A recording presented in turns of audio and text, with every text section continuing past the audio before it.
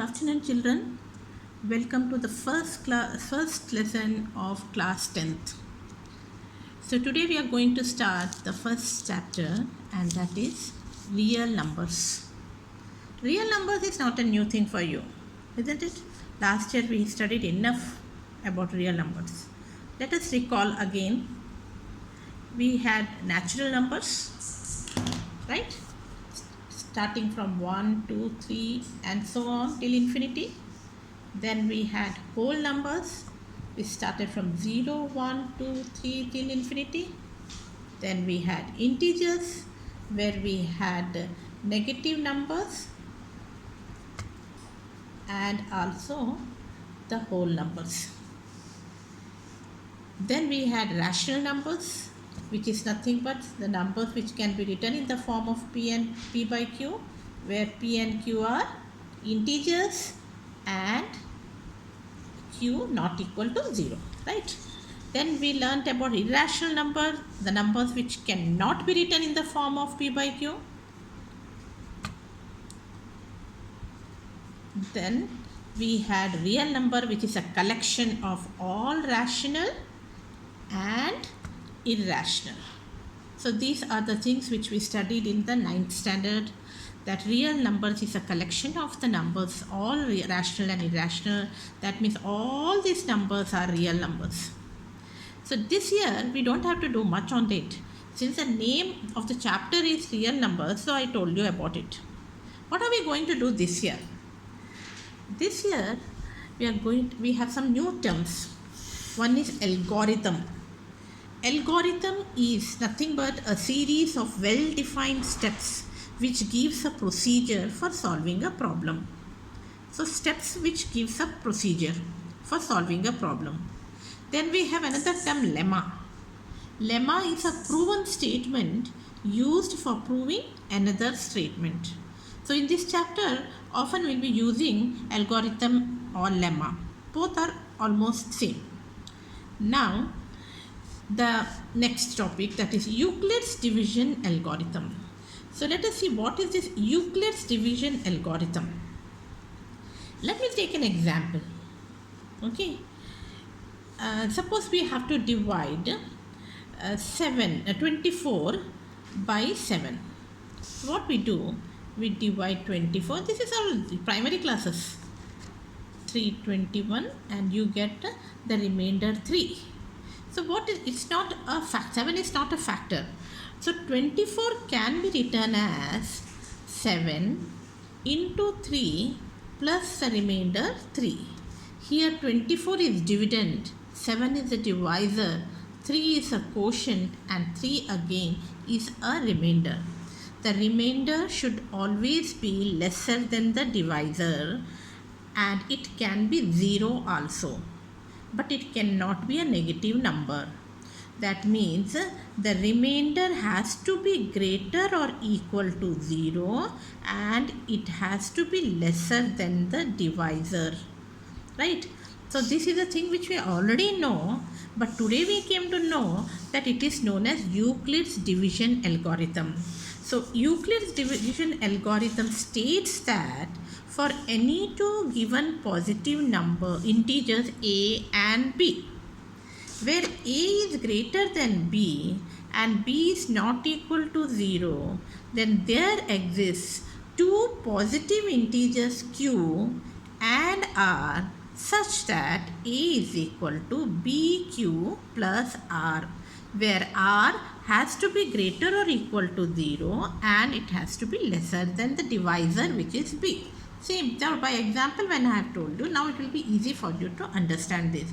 This is known as Euclid's division algorithm. Okay, next what we are going to do, we are going to find out highest common factor by using Euclid's division algorithm. So, I am taking two numbers, 10 and 46, and we have to find highest common factor. Again, this is not a new for you. You have done in the lower classes. In this method you might have done 10 can be written as, in fact, we can factor it as 2 into 5, which are the prime factors. 46 can be written as 2 and 23. 2 is a common factor, therefore HCF is 2. This is a method which is quite well known to you. There is another method of finding HCF by division method, and this I don't know whether you have done in the lower classes, but let me tell you if you have forgotten. What is done? 46 is divided by 10, okay, and you get the remainder 6. Then again taking 6 as the divisor and 10 as the dividend, will divide it again, and you get 4 as a remainder. You have not got 0, so you will do further. Now what you will do? 4 as a divisor and 6 as the dividend, you will again divide, and you get the remainder 2. You have not got 0, so again you will do. So you will take 2 as the divisor, 4 as the dividend, and what you find that the remainder you got 0. So now you will stop. Since you got the remainder 0, you will stop. The HCF will be nothing but the last divisor. So HCF here is equal to 2. This is only the Euclid's division algorithm. By Euclid division algorithm, what are you going to do? You will be writing it in this way. 46 can be written as 10 into 4 plus 6. Here r is not equal to 0, so you have to do further. So what you will do next? You will take 10 is equal to 6 into 1 plus 4. Again remainder is not equal to 0. So you will take 6 as the dividend, and you can write 4 into 1 plus 2. Remainder is not equal to 0. So you will take 4 as the dividend and write 2 into 2 plus 0. So here you get the remainder 0.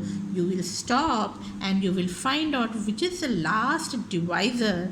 2 is the last divisor. Therefore, HCF is equal to 2, and this method is known as Euclid's division algorithm to find the HCF. I hope you understood. Now, let me take another example so that you will understand it more. Okay. Now, I will find out the HCF of 90 and 144. So, let me do the division here so that it will be easy for us to do. So, 90 when I divide 90 1 the 90, I get 54 as the remainder. Take 54 as a divisor and 90 as the new dividend and do it. You get 36 as the remainder. Take 36 as a new divisor, 54 as the dividend, and you get 18 as a remainder. Then you take 86 as a 18 as a new divisor, and what you get 0 as a remainder. So you stop, and according to Euclid's algorithm, you can write 144 as 90 into 1 plus 54. Then 90 can be written as 54 into 1 plus 36. Then 54 can be written as 36 into 1 plus 18. 36 can be written as 18 into 2 plus 0. So here r is not equal to 0, r not equal to 0, but here r is equal to 0. So stop it. Which is the last divisor? 18 is the last divisor. Therefore, HCF is equal to 18. I hope you understood. Now, exercise for you. Okay. Using Euclid algorithm, find the HCF of 135 and 225. Then second one 867 and 2 255. So the one which is greater, 225 is greater, so this will be dividend, and do according to this method and get the HCF. Thank you.